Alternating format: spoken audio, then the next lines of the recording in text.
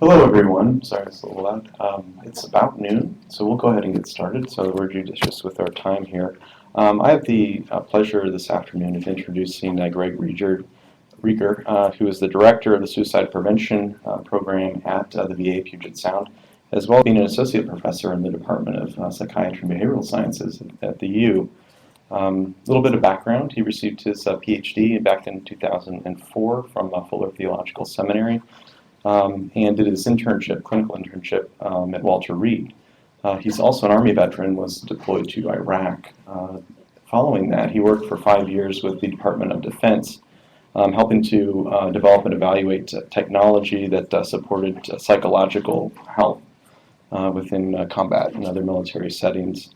In recent years, he has been awarded the American Psychological Association's Award for Outstanding Contributions to the Practice of Trauma Psychology, as well as that same association's award for Early Career Achievement in Military Psychology. And in his talk today, he's going to review some research on the use of immersive virtual reality during exposure therapy for PTSD. And as part of that, we'll be reviewing some of the rationale for virtual reality exposure therapy, as well as previous outcomes research, and some of the preliminary results from his group's current research. So please join me in welcoming Dr. Rieger to Grand Rounds today. Thank you.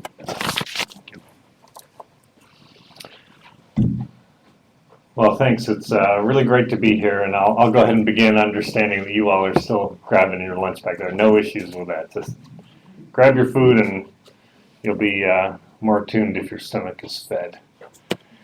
So as a starting point, I have no financial or commercial interests to disclose related to this talk, and these statements don't reflect the official policy or position of the U.S. government, Department of Defense, the U.S. Army, or the Department of Veterans Affairs, and there's no official endorsement inferred by my comments. My opinions are my own. The preliminary results from the study I'll be discussing at the end of the talk are funded by the DoD, and I just want to acknowledge the funding agency.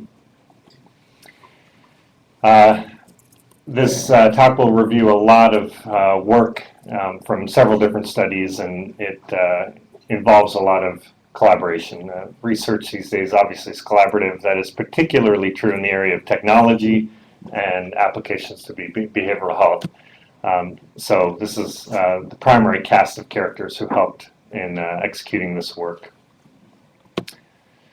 All right, so as a starting point, let's think about what is virtual reality. Virtual reality, there's a lot of fancy definitions out there, but one that I appreciate is this one. It's really a way for humans to interact with complex data in more meaningful ways, in a more naturalistic fashion. And you can get much more technical definitions, but I kind of like that. That makes sense to me. That we're really trying to interface with, interact with very complex computer-generated data in a way that's naturalistic. And if we think about what virtual reality is, there's kind of like three key characteristics. One is immersion, and immersion is really about being immersed within this computer-generated environment. That sometimes is done by the characteristics of the computer hardware you're using. Other times this term is used to reflect kind of the psychological sense of being immersed.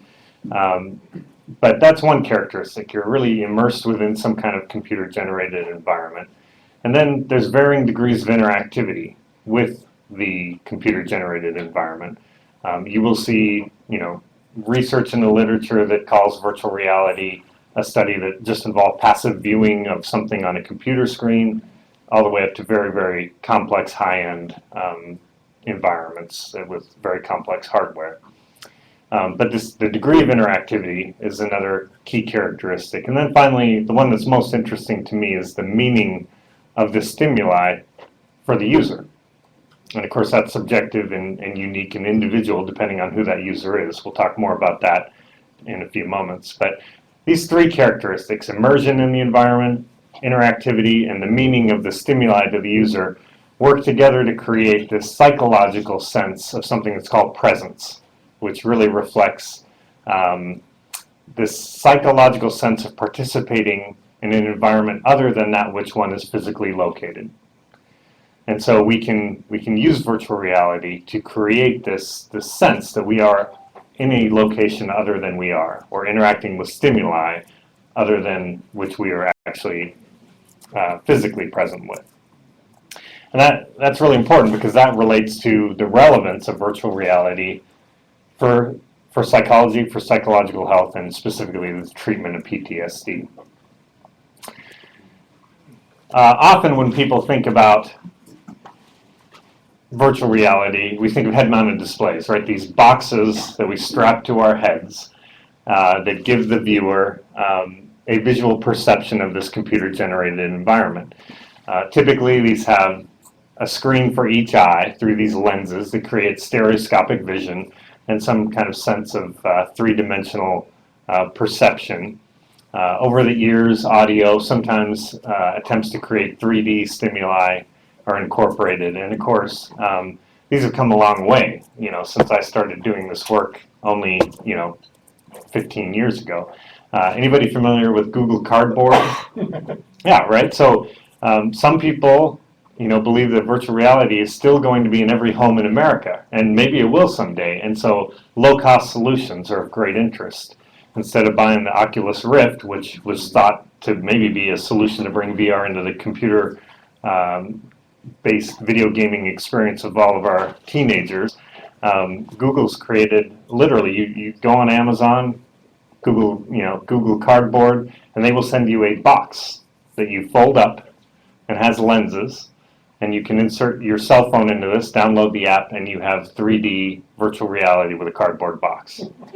Yeah, so that's the latest in low-cost virtual reality. It's come a long way. But obviously, virtual reality can use hardware and peripherals that go far beyond just head-mounted displays. On the top right corner there, that's something called an immersive desk. I used that in my master's work, where we projected 3D stimuli into the air for older adults we were assessing for spatial abilities. And we were able to allow them to manipulate these 3D stimuli that appeared in front of them and assess different spatial abilities.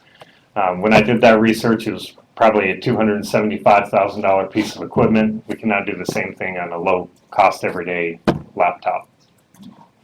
Top left there, again, kind of going the other end, virtual reality can use very low-end things. What you see there is a researcher at USC with 2 racquetballs stuck on a chopstick with LED lights, and the webcam is detecting the movement of the user, and to steer this biplane through a series of tasks, and it was an occupational therapy task related to, research related to rehab. We have multiple flat screen types of displays, and then of course very, very high-end cave-like environments where a screen might be mostly an entire room or half of a room, and any range of peripherals to go along with that. Out at the NICO in Washington, D.C., they've got a very high-end virtual reality system with treadmills, very, very sensitive balance measuring, and a half-room screen dome that, as you can imagine, gives a very high-fidelity experience. And everything in between. Lots and lots of different versions. But let's talk a little bit about, behavioral health and psychology. As many of you are probably aware, we've used virtual reality to treat anxiety disorders since the early 1990s, late 1980s. These are screenshots of some of those environments that have been used. And it's been used mostly in the area of doing exposure therapy to phobias. So for example, up there in the top right corner is a screenshot from Hunter Hoffman's Spider World here at the University of Washington. Dr. Hoffman and his collaborators created this environment that could, gradually increase the intensity of the exposure to spiders to the point that it filled an entire room with spiders. And, they've got this classic case study that they published in Scientific American with a patient who was nicknamed Little Miss Muffet, who, as I understand it, was quite impaired, was spending hours each day taping up the cracks to the windows and stuffing towels under doors and really trying to manage this anxiety. And at the end of treatment with Spider World, was able to have a real live, very large spider crawling up her arm with good comfort. So it's a really incredible case. And then, of course, fear of flying is very common. We probably have people in the room who would prefer not to fly. There's been exposure therapy using virtual reality for fear of flying. Top left corner is one of the earliest environments. That was designed to be the Marriott in Atlanta, and their glass elevator there. And Barbara Rothbaum and her colleagues at Emory did exposure therapy for fear of heights using this environment and modeling it off that glass elevator.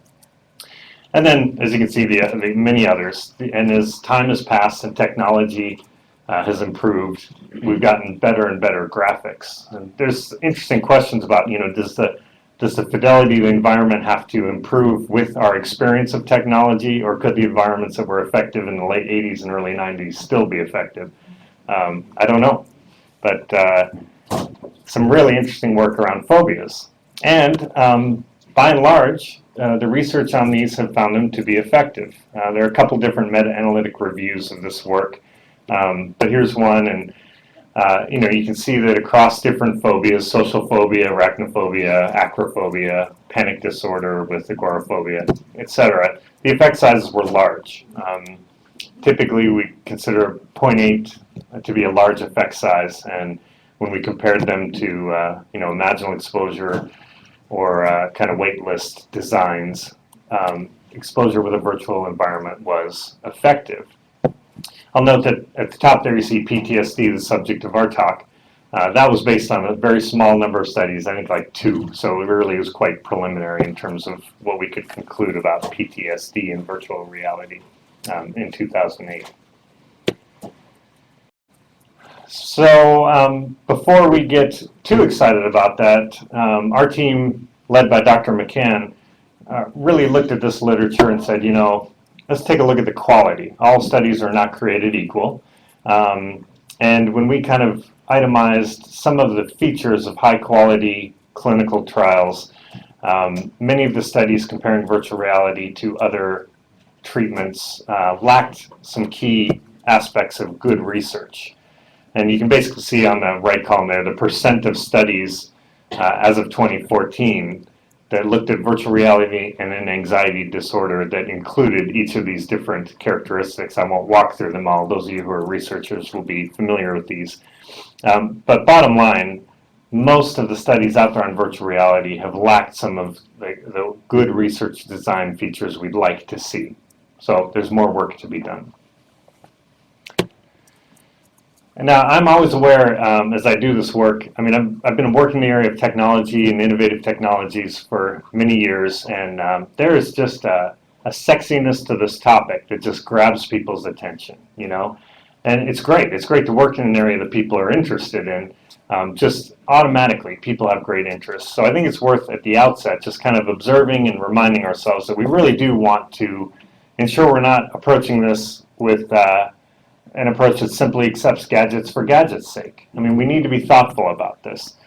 And some of the questions that were used by Dr. Rizzo down at USC many years ago as it related to building virtual environments for central nervous system dysfunction, I think also applies to most of our work with virtual reality in behavioral health. Specifically, we should ask ourselves, can we meet the same objective by a simpler approach? Do we need to strap boxes and screens on people's head, or is there a simpler way to do this? Is there a good fit between the current virtual reality characteristics and the clinical need we're trying to address? What about the clinical population? Do we have a good match between the clinical population and the VR approach? For example, there are side effects with some virtual reality approaches, vestibular effects, dizziness, and so we want to think about who our clinical population is. We talked earlier about presence. What is it that we're trying to accomplish clinically, and what level of presence is needed to support that objective? And that goes to, is VR even a fit, or is there another approach? Or alternatively, what kind of VR? What kind of investment do we need to make in good hardware, good software development, et cetera?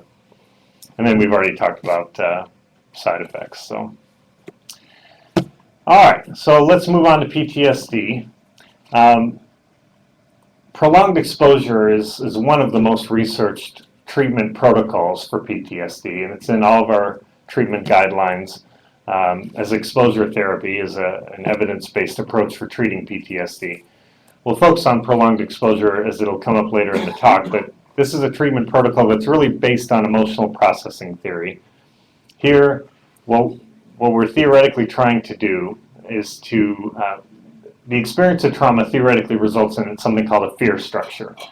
And what this is think information processing theory. It's basically relationships between stimuli present at the time of the event, the responses of the individual to the event, think physiological responses, and then the meaning of the event to the individual. And when a person later encounters some aspect of that fear structure, the fear structure is activated, also resulting in cognitive and behavioral avoidance. And so according to this theory, to treat PTSD, we need to intentionally activate this fear structure. In other words, confront aspects of the fear structure, because it needs to be activated in order to assist with the incorporation of new corrective information, new learning. For example, new learning that involves, when I think about this for a prolonged period of time, I don't explode, I don't die. Thinking about it is different than it happening again, these kinds of things. And so prolonged exposure goes about the task of helping to activate this fear structure through two primary approaches. One is in vivo exposure, where the individual with PTSD confronts things in their own lives, places, situations, circumstances they'd avoid otherwise, because it makes them anxious or they feel unsafe. And they confront this, stick with it, and experience habituation, a decrease in anxiety. And then imaginal exposure, where they confront the memory of what they've been through. So those are the two primary approaches.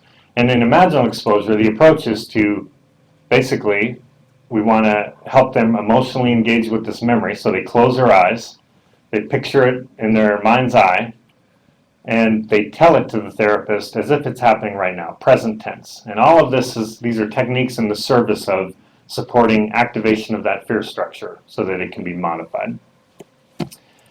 And trauma-focused psychotherapies like prolonged exposure have been effective. This is just one of any number of reviews we could look at together. But, on clinician-rated PTSD symptoms, self-reports, even reports of depression or general anxiety, there's consistently large effect sizes showing that individuals really experience a clinically meaningful reduction in symptoms as a result of exposure therapy. And as a result, as I mentioned, it's in our clinical practice guidelines. It doesn't really matter who reviews the literature. Institute of Medicine, the VA and DOD, Institute for the Society of Traumatic Stress Studies, everybody agrees exposure therapy is an effective and recommended treatment. So the caveat there is that, our combat veterans and our service members with combat-related PTSD may present additional challenges. This was a review published by Beck Bradley and his colleagues at the American Journal of Psychiatry, and when they looked at trauma type in the literature, they found that combat trauma, the effect sizes were significantly smaller for those who had combat-related trauma than other types of trauma. Well, why is that? Well, now we get into my free opportunity to wildly speculate. Well, so let's go back to our theory. We think that the persistence of PTSD, again, thinking about emotional processing theory, may be related to poor activation of this fear structure, and basically because of the avoidance. So the avoidance is maintaining the symptoms. And there's been a finding in the literature that there's a correlation between fear during the first exposure in session and improvement in treatment.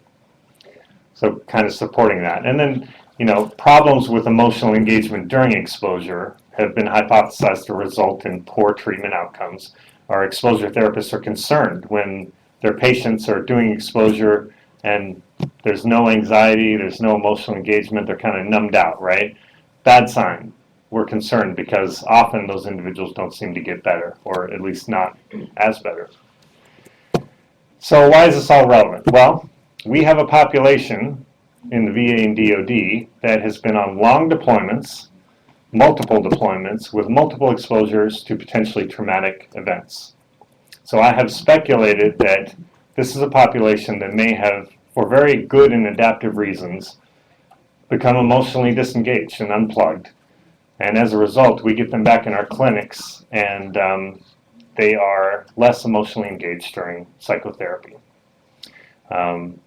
Most service members and veterans who kind of think about adaptive disengagement, as I've talked to them, they kind of resonate with that. Yeah, during the deployment, I thought I'd call home and it would be wonderful to talk to kids, but I don't know, I didn't feel a whole lot. It was kind of distressing to kind of not feel that joy. Well, yeah, there may be some good reasons for that.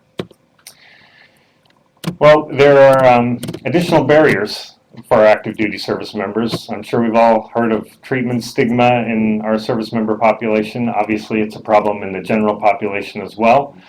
Those who screened positive for mental health disorders were twice as likely to report fears of treatment stigma in Charles Hoag's seminal study, and only 38 to 45% of those who screened positive were interested in care. So service members really may be hesitant to access treatment that will identify psychological problems. And let's face it, if any of us had to tell our supervisor, hey, I'm going over to the hospital for a mental health appointment, we might be hesitant to access care too.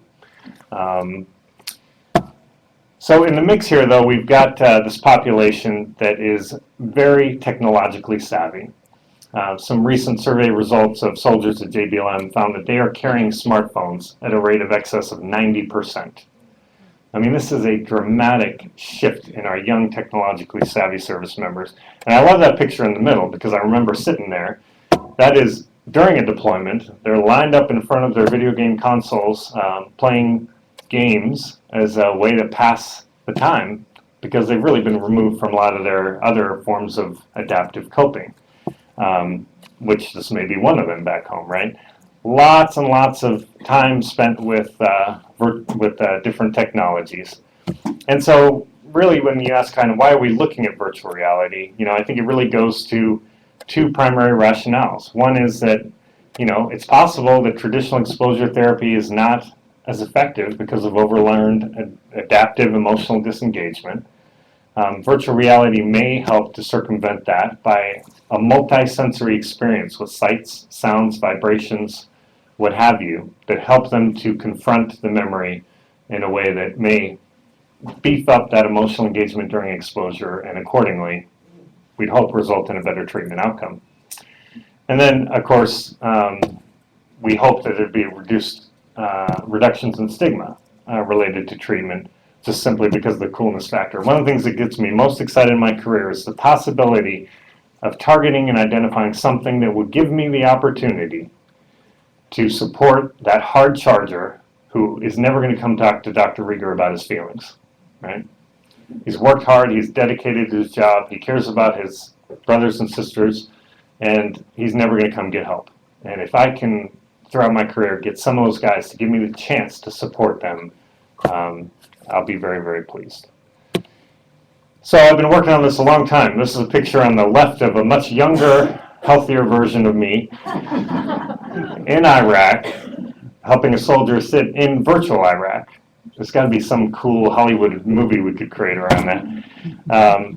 And that was really, as we were developing the environment and in combination with our collaborators, we were really working to get this as realistic as possible. We knew that our very qualified and gifted researchers were not in a position to make a virtual Iraq realistic, and so we helped them do that. All right, so let's look at the evidence. What do we know about the effectiveness of virtual reality exposure therapy for PTSD? This isn't the head-mounted display or the immersive environment, but I love it so much I can't help but talk about it. So this is an earthquake simulator, not computer-generated, but building. And I think I'm saying his name right, Metin Basuglu in the UK did this work, and I emailed him and said, I've got to have a picture of this. Like, what is this thing? So this is this house they built that simulates earthquakes. And the patient sits in the room and activates the earthquake, and they work with their therapist to do exposure to earthquakes using this earthquake simulator. And they've had several studies published on this. This is a waitlist controlled study. And they used a single session simulation of about 60 minutes. And then they follow that up with kind of self-exposure instruction. As it reads like in vivo exposure. And, they found nice, clinically meaningful and statistically significant reductions in clinician-rated PTSD. So that's a pretty cool one. So some of the early work was done by Barbara Rothbaum and her colleagues at Emory with Virtual Vietnam. Here's a screenshot from Virtual Vietnam. You can tell, this was technology reflecting that era. We can call just a couple decades ago an era. And they had, environments where the choppers flew over these rice paddies and they'd land and there was AK fire and et cetera. And they did exposure therapy with Vietnam veterans, a pretty tough clinical population. They, faced these symptoms for many, many years. And this is the results of their first open clinical trial. So there's no comparison, but the veterans involved in this study did report by the post-treatment, the difference was not yet statistically significant, and then at follow-up it was. You can see it still was a fairly modest reduction, which probably is not too surprising. And they received twice-weekly sessions for 5 to 7 weeks. And then Joanne DeFede at the Weill Medical College at Cornell has done some work with the World Trade Center survivors, survivors of 9/11. In this virtual environment, it really replicates the 9/11 experience. Airplanes crash into each tower, the buildings collapse, the whole place can be covered in smoke and debris and such. And they did a waitlist controlled comparison here, where again sessions were twice weekly for 5 to 7 weeks. And the only problem with this study was Joanne had several patients who had previously had not responded to exposure therapy, like it was either PE or another form of exposure therapy. So she broke her randomization, assigned them to virtual reality with a clinician's heart, so they wouldn't be waitlisted. And because of that, it's quasi-experimental design. But you can see those who got virtual reality exposure had a really nice reduction in clinician-rated PTSD. And then there's been another study of the World Trade Center environment where they were really studying augmentation with decycloserine. We won't unpack that during this talk, but for the purposes of our talk, you can see basically, regardless of whether they had decycloserine or placebo, everybody got virtual reality exposure, and you can see nice reductions in clinician-rated PTSD there. So what about virtual Iraq? This is a screenshot of the environment that we used in our research. And the way this works is there were 2 primary environments at the time we started our study. The DoD has funded a dramatic improvement in virtual Iraq, and it's much more sophisticated now. But at this time, we had a convoy scenario, which you see here, and there was also a foot patrol scenario that was in a city-type environment. And so there's 2 laptops, essentially, one that drives this image that the patient sees in their head-mounted display, another that is the clinician's control. And by the time you do exposure, you know the story that the service member is facing. And the clinician basically, to the best of their ability, creates that scenario in the virtual Iraq or Afghanistan. And so they can customize the place of the soldier in the vehicle, the time of day, the weather, activate all kinds of different ambushes, IEDs, vehicle-borne IEDs, mortars, small arms fire, etc. You get the idea. And they basically use this environment. And as we did our study, the way we did it was a soldier would tell the story of the event, same way that you do in PE, only it would be experienced in the head-mounted display at the same time. So again, the whole point is to really try to ramp up the emotional engagement during the exposure. So this is the first soldier I treated. It was just a simple case report. He was an OIF gunner in Iraq, and there was a really unexpected traumatic death of an enemy combatant. And we had a brief time, so we only got 6 sessions, but he had a dramatic reduction in his self-reported symptoms of PTSD using that environment. And as you would imagine, that got me excited and interested. So we went on to offer virtual reality in the clinic at Madigan, again, motivated by trying to reach those soldiers who otherwise won't come in for care. So we treated those who either had not responded to an evidence-based treatment or those who specifically requested virtual reality. So this is just clinical data. This is not a research study per se, but we saw 31 service members in the clinic. 24 of them had a follow-up PCL, where they self-reported their symptoms of PTSD, and we were able to look at outcome. Almost all of them were men. And so here's their results, the comparison of their starting PCL versus their last PCL in treatment. Sessions were 90 minutes approximately weekly, though, as you'd imagine with clinical data, there's variance there. This sample had 5 to 11 sessions, depending on their progress. And you can see a nice, statistically significant and clinically meaningful average reduction in PTSD symptoms. So that was kind of archival data from the clinic. And there was also an open clinical trial done at the Naval Medical Center San Diego. They had a more dramatic reduction in self-reported symptoms of PTSD with their 20 completers. You can see here the 1 week post-treatment follow-up and then 3-month follow-up. And here's the case level data for that group. You can see there were 4 people who really did not respond. More recently, Barbara Rothbaum used virtual Iraq and Afghanistan to treat 156 veterans. And here she was interested in, dicycloserine as an augmentation with alprazolam and a placebo. Again, we won't unpack the medication-related findings, but for our purposes, all of these groups got virtual reality exposure. So probably the most relevant group for us to look at is that placebo group. And you can see at baseline it was CAPS of 82 and a post-treatment 63. And as is typical in exposure therapy trials, there were additional reductions at the follow-up periods. So that's a nice finding, and if you've been paying attention, this is the first large study, right? Not our small samples of 10, 20. It's a nice sample size. So that is encouraging.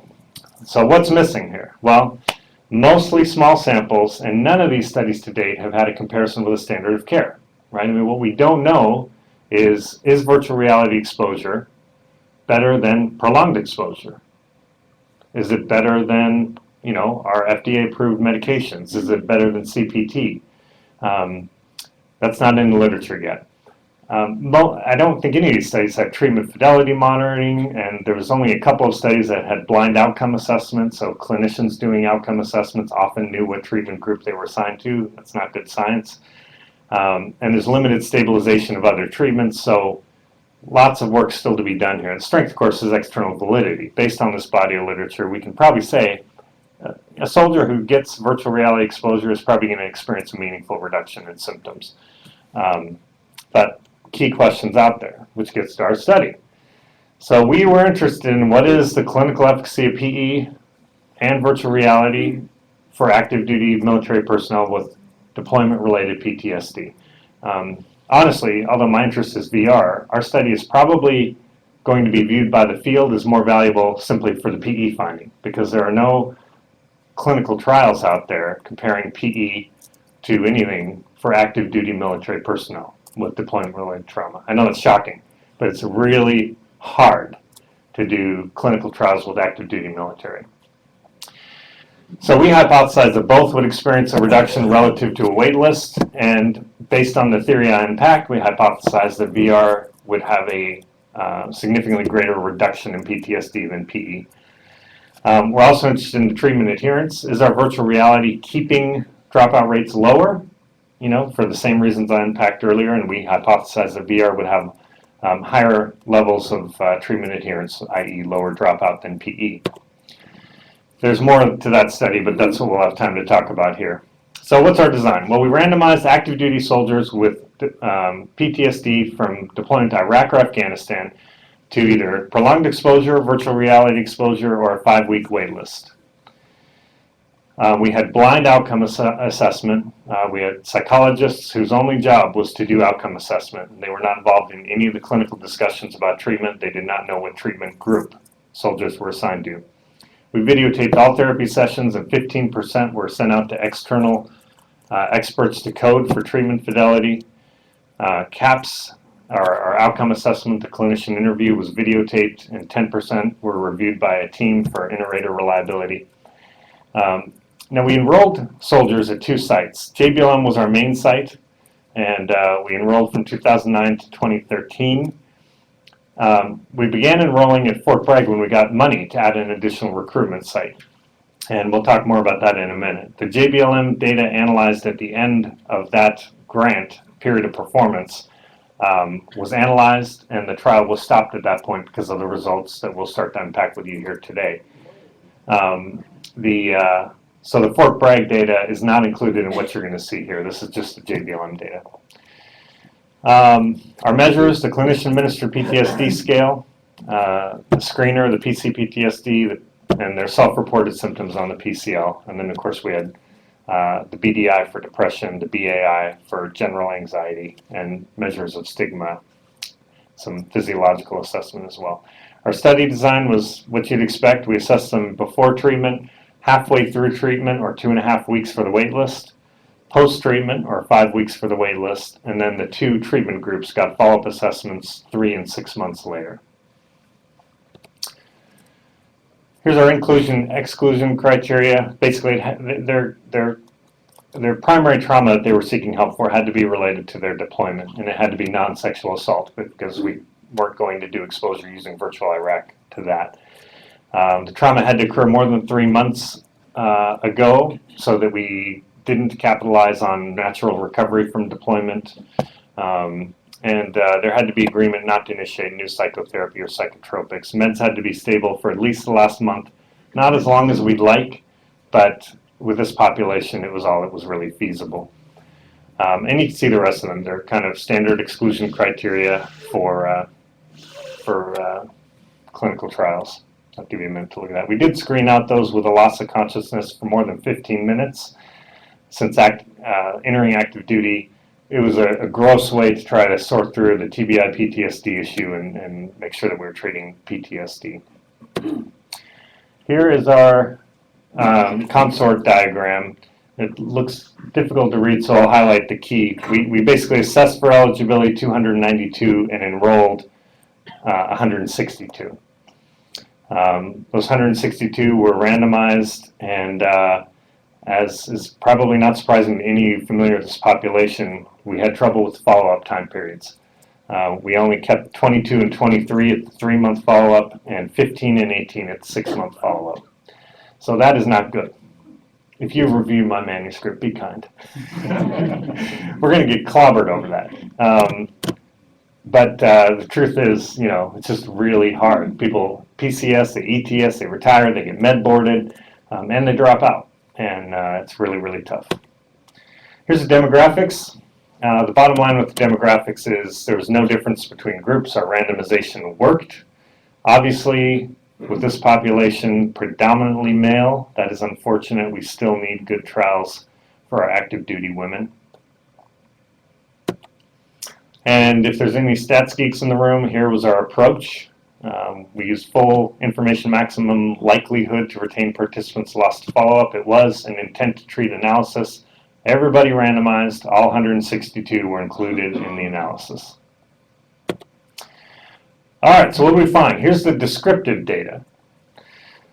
The first group is the baseline, then we got the mid-treatment and the post-treatment for the clinician-administered PTSD scale. And red is VR, PE is blue, and what you see there is both treatment groups show a slight reduction at the midpoint and more meaningful reduction by post-treatment, with the magnitude of the reduction looking greater for PE than VR.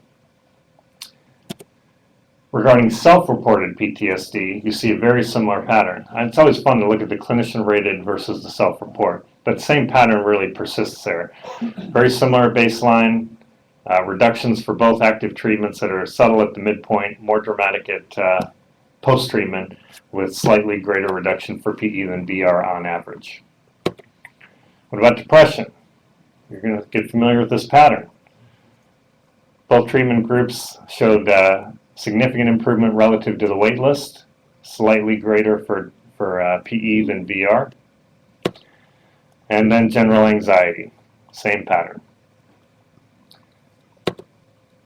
All right, so what about significant differences? Let's start with the wait list, the comparison against wait list. So this is basically both are active treatments relative to the wait list.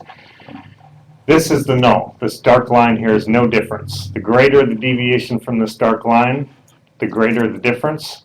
And what you see here is for PE and VR, the differences are both statistically significant across the board relative to the wait list. Exposure works, right? Our active treatments relative to the wait list.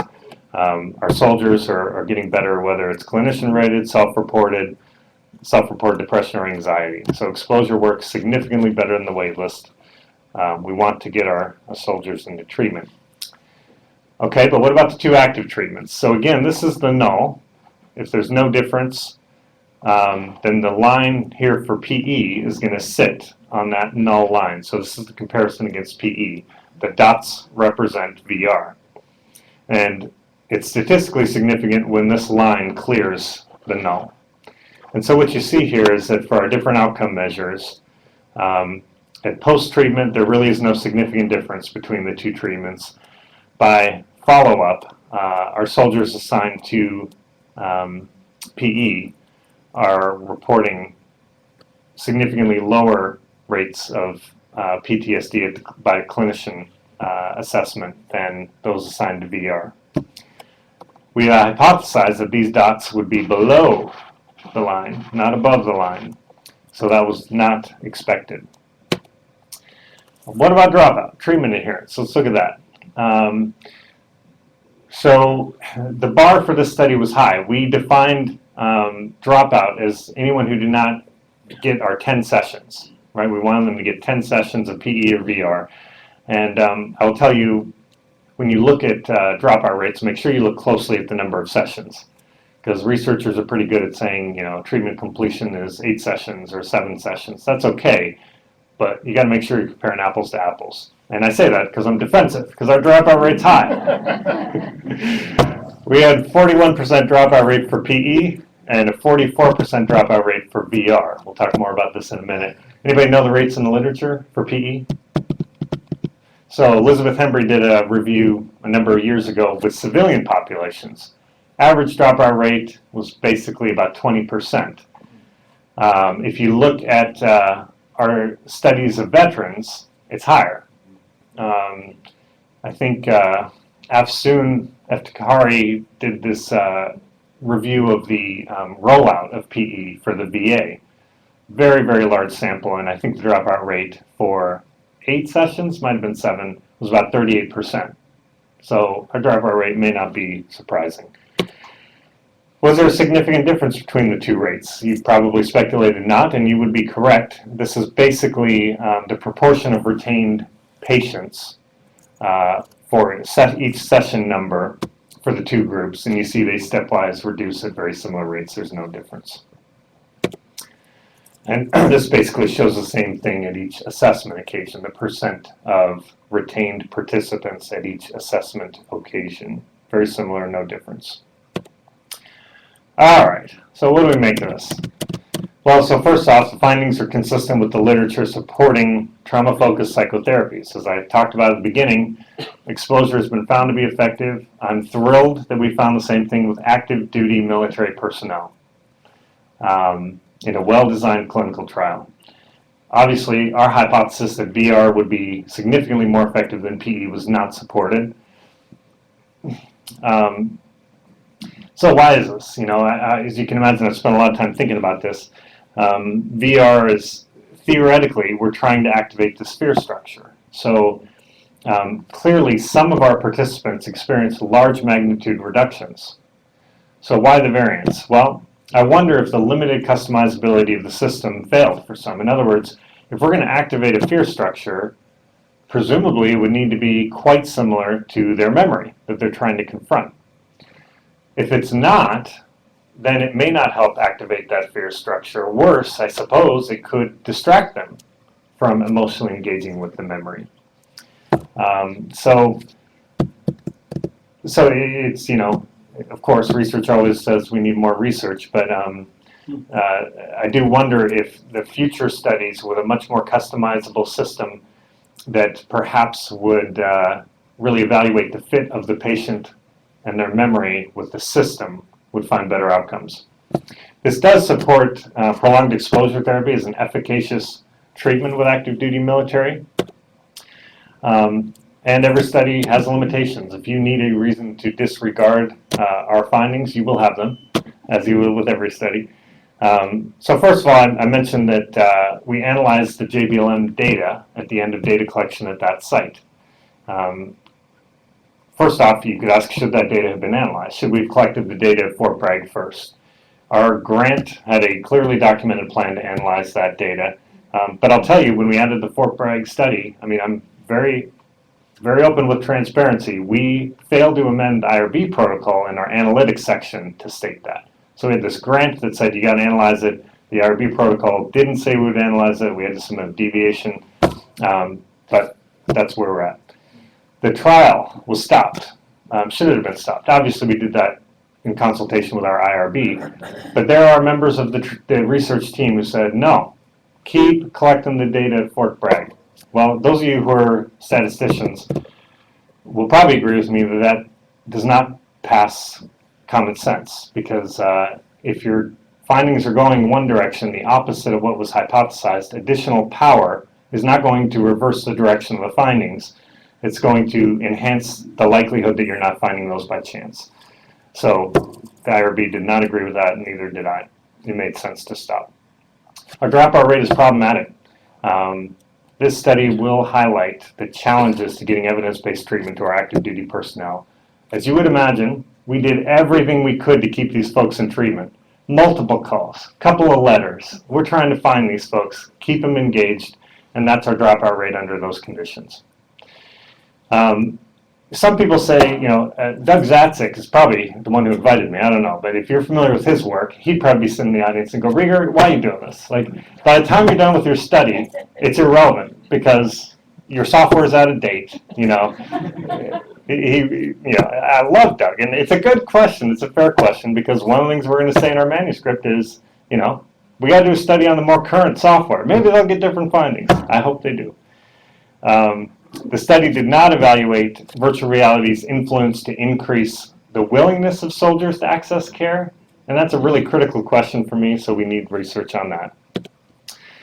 So as you can anticipate, there's a number of future directions, you know, I'm not happy about this, but the data is what the data is, and you got to have integrity and live with it and figure out next steps. It's not what I expected or wanted. But I am very, very pleased that we have some efficacious treatments for our active duty service members. So, I blathered too long. What questions do you have?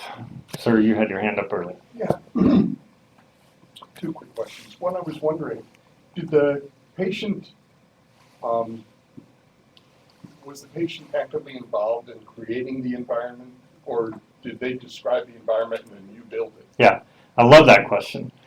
The question was the patient actively involved in building the environment? No, the environments were ready-made pieces of software. The clinician could customize them for the patient based on what had already been built.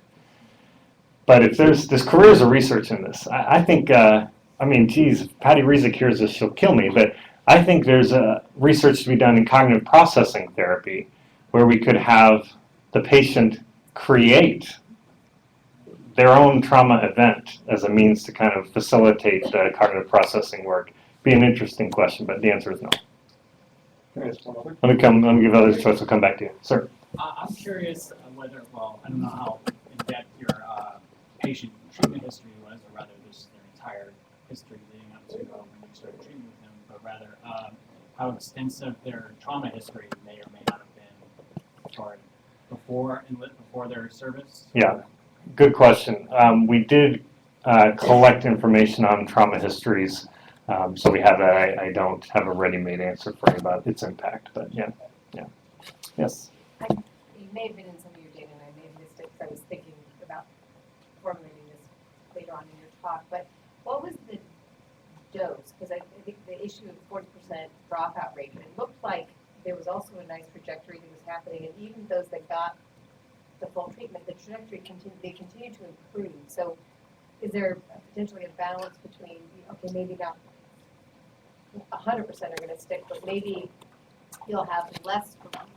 If they got 6 sessions rather than 10, you'd still get enough of a dose of treatment to.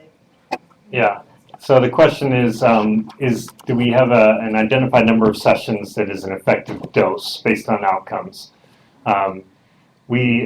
To reduce the burden on our soldiers and hopefully retain them, we only measured outcomes at pre-treatment, mid-treatment, and post-treatment. So we really don't know beyond those assessment occasions whether, at what point, at what session, the improvement happened. Now, there's some interesting questions about where did the dropout happen, and that is exactly what you'd expect, those of you who are exposure therapists.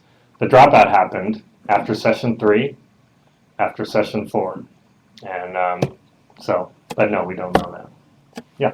I just wanted to direct your attention to Thank you. questions we have coming in from others. Yes, let's include them. It's technology talk. We got to include the tech people, right?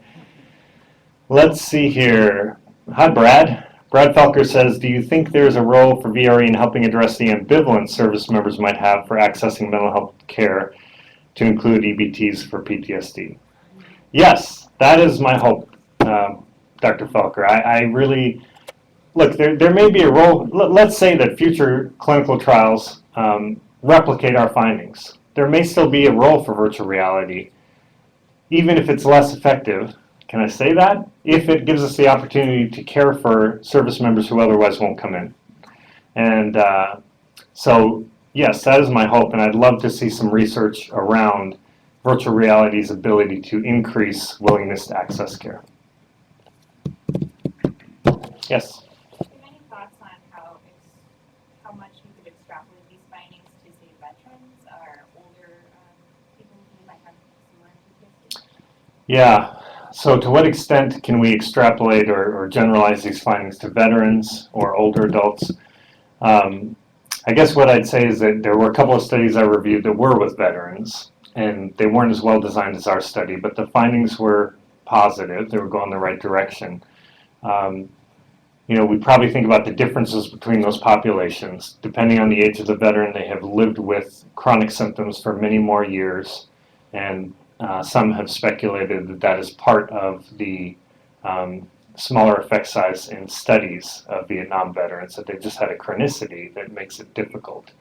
But that said, clearly they respond to treatment and can benefit from treatment. So, I would hope that, I guess what I'd say is that I would expect these findings to generalize to our veterans that are within shorter number of years that are OIF, OEF veterans in the VA system than to Vietnam veterans. Yeah. Just to be clear, the 162, was it? Is that all from JBLM? Yes. Do you know off the top of your head that 162 how representative it is of the different units and personnel on a particular relation? Because that covers a wide range of. Yeah. So the question is, to what extent does our sample represent the different military occupational specialties represented at JBLM? Because you could obviously have everything from a human resource specialist to an infantry soldier who's airborne qualified and whatever. I don't know offhand. We do have MOS in our demographic data, but with only, it's a very diverse, large installation, so I don't know. It was a good mix, I would imagine, but I don't know if we could say it's representative. Yes? So one of the things I noticed was early on in your sort of experimentation, soldiers were coming to you and it sounded like they were specifically asking for the virtual reality, and you were having some really dramatically improved results, whereas in the study, people just got randomized to the VR and, they didn't really have a choice about it. And Yeah. so I'm wondering if the people who were asking for VR, one, they were more comfortable with the technology, and two, they had a higher expectation of something working as opposed to the study. Yeah, another great question. So the question was just observing that some of the earlier studies that were basically open clinical trials or case studies had large magnitude improvement. So what's the role of preference and their expectation of improvement from a particular treatment. I love the question. If I could change, well, it wouldn't be the first thing, but one thing in our study, I would have collected data. After we finished the waitlist assessment, their final assessment, they got to choose PE or VR. A, I'd sure love to know what they chose. B, I'd love to know how they did in treatment. And boo, we did not collect that data. So those of you familiar with Lori Zollner here at the University of Washington's work and Nora Feeney, they've done some really great work on the role of patient preference on treatment outcome. And I don't know if they published it yet, but the conference preliminary presentations, it sure looked like it made a significant difference. So I love the question. I mean, clearly we're in an era of patient-centered care, and there's data to suggest it matters. And so that could be in the mix. Yeah. So, to piggyback on that, who did the first part of the study where there was more of a better outcome? So who did the testing around that? Let's see. I'm not sure I follow. So I guess who's doing, when it came to the research where Marty was saying you had better outcomes? Yeah, so that was based on my review of the literature at the beginning of the talk. And, different teams around the country did those different studies. So I guess my point on that is a lot of times the people who are doing the studies, depending on how passionate they are about extracting that information, can have an impact on results too. Well, that's certainly possible. I trust our researchers to have integrity. I was passionate about VR too. I've spent my entire career in it. Don't stop. It's like, really? Oh, geez. So I certainly hope that all of our researchers who publish in peer-reviewed venues would have the same integrity that we're trying to have in transparently reporting. But that can be a hard thing. It is hard. I will tell you it's hard. Other questions? Hey, yes. So, I spent a lot of time thinking about clinical interventions for clinical populations, and then thinking about most people don't become a clinical population, they don't present for care. Right. And so, the VR has this technology base, and I'm wondering if it's translated into something that's more self-directed for people who will never present for clinical care. So the question was, can VR, is there a self-directed option around VR for the many, many, many, many people who will never seek care? Is that the gist of it? It is possible. I have been asked that on a number of occasions, like, could we develop a self-care solution? I think it's fair to say that the general consensus among exposure therapies today, if we ask them, should we create a self-care exposure therapy protocol, would be no. If that changes, there may be more tolerance for that kind of an approach, but I think the field generally would not be responsive to that right now for a number of reasons that we could unpack offline if you want. But. Well, it's been really fun to be here. Thanks so much for the invite.